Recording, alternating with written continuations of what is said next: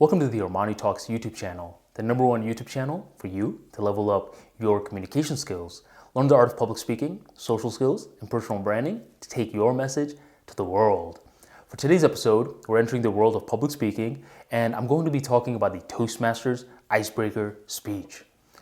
When I first started Toastmasters, I was given a book called The Competent Communicator, and I was told to work through it from the beginning all the way until the end. But nowadays, the Toastmasters Club has evolved and the curriculum is based around pathways. Pathways is when you can choose your speaking journey based off of your interests. Say you want to become funnier, you can take the humor path. Say you want to become a better leader, you can take the leadership path. Say you want to work better in teams, then you can take the team working path. Whatever the case is, there should be a path for you because there's so many different options. But no matter which path you take, all of them start from the same exact origin called the icebreaker speech. And the icebreaker speech is pretty much just like it sounds. It's an icebreaker where you break the ice between yourself and your fellow members. This may be the most daunting speech that you have for a few reasons. First of all, it's the first speech that you're giving. And second of all, you may be wondering, well, what do I talk about? That's exactly what this video is going to cover. You're going to be feeling a lot of speech anxiety, and I'm going to teach you exactly how to direct that speech anxiety for maximum effects. And two, I'm going to give you two popular paths that are taken in the icebreaker speech, known as the history and the overcoming methods, which can help you get your creative juices flowing.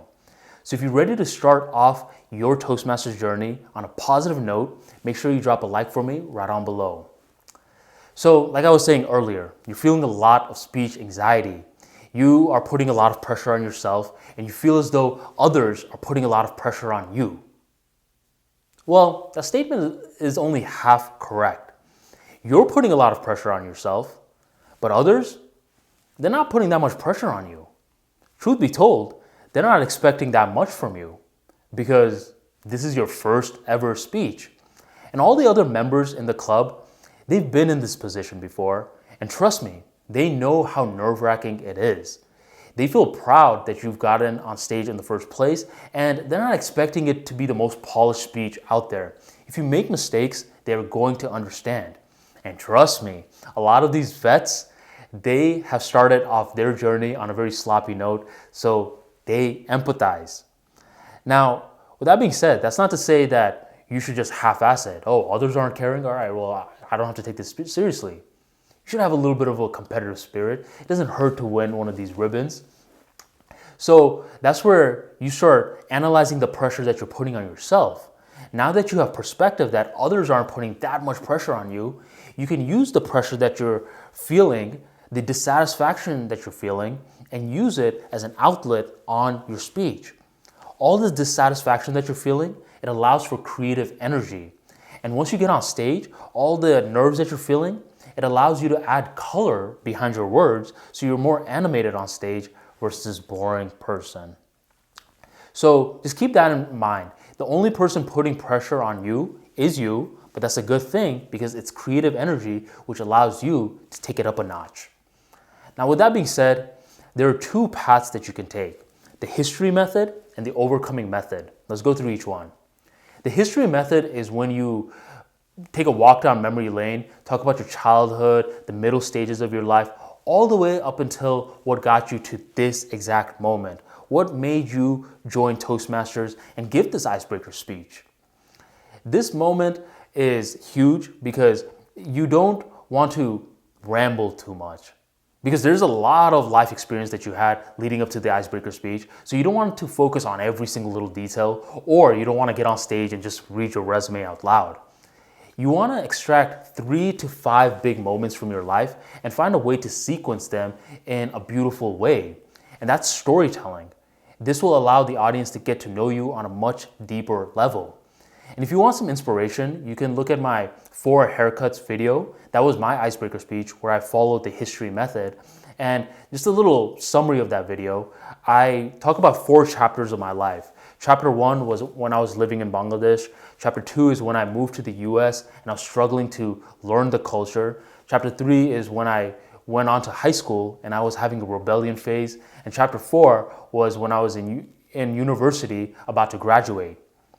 What was ironic about all of these 4 chapters was I had a different haircut for all of these sections. So in terms of analogy, I was able to use my haircuts as a representation for the 4 chapters of my life.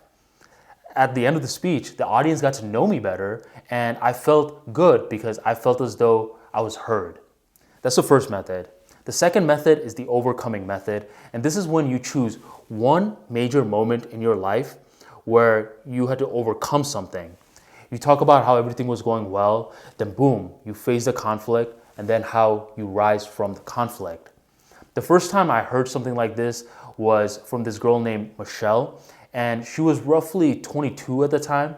She bought her 7-year-old daughter. I was like, 7-year-old daughter? That means you had your kid when, what, you were 15 or something? Yes, and that was the whole premise of her story. And she was talking about as a 15 to 16-year-old, when she had her kid, the person that she had a kid with left her, and her parents, her very, very religious parents, mind you, were so livid that they disowned her and kicked her out of the house. All of the Toastmasters Club members, we were glued to her story. And she talked about how she eventually got in connection with her aunt who gave her a job. And from that, she was able to work her way up and start her own business. But just with that one story, we felt as though we knew her our entire lives. And she was one of the rare people who won a ribbon for her first ever speech. So don't think that you can't either. And that's it. That is it. You could either take the history route or the overcoming route. And if you know a better route that you feel as though can showcase your personality, go for it. There is no way that you can make a mistake as long as you are being authentic and allowing the audience to know more about you. So give this a try.